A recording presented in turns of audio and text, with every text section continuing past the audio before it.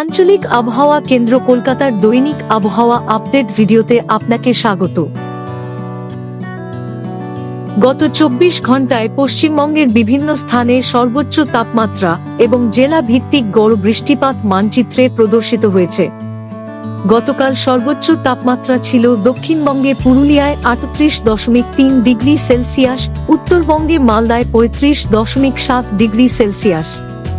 উত্তরবঙ্গের অধিকাংশ স্থানে হালকা থেকে মাঝারি বৃষ্টিপাত হয়েছে। আলিপুরদুয়ার ও দার্জিলিং জেলার ১ বা ২ স্থানে ভারী থেকে অতি ভারী বৃষ্টিপাত রেকর্ড করা হয়েছে। দক্ষিণবঙ্গের ১ বা ২ স্থানে হালকা থেকে মাঝারি বৃষ্টিপাত হয়েছে।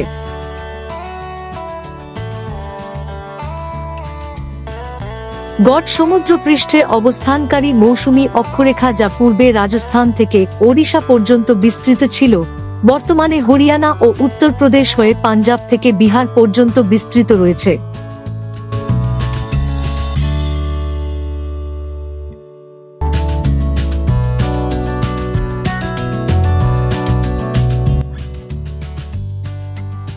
অনুকূল বায়ুপ্রবাহ এবং বঙ্গোপসাগর থেকে শক্তিশালী জলীয় বাষ্পের প্রবেশের ফলে পশ্চিমবঙ্গের কয়েকটি জেলায় বজ্রবিদ্যুৎ সহ বৃষ্টিপাতের কার্যকলাপ অব্যাহত থাকার সম্ভাবনা রয়েছে।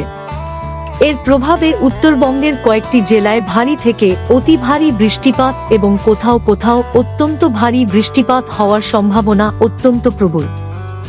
আগামী ৭ দিনের আবহাওয়ার সতর্কতা মানচিত্রে প্রদর্শিত হল।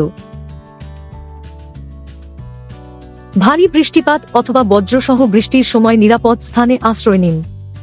গাছ, বিদ্যুতের খুঁটি বা অরক্ষিত দুর্বল কাঠামোর নিচে আশ্রয় নেওয়া থেকে বিরত থাকুন এবং জলাশয়ের সংস্পর্শ এড়িয়ে চলুন। যানবাহন চলাচল প্রয়োজন অনুযায়ী নিয়ন্ত্রিত করা হতে পারে।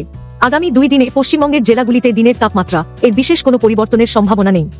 এরপরের ৩ দিনে দিনের তাপমাত্রা ২ থেকে ৪ ডিগ্রি সেলসিয়াস কমতে পারে।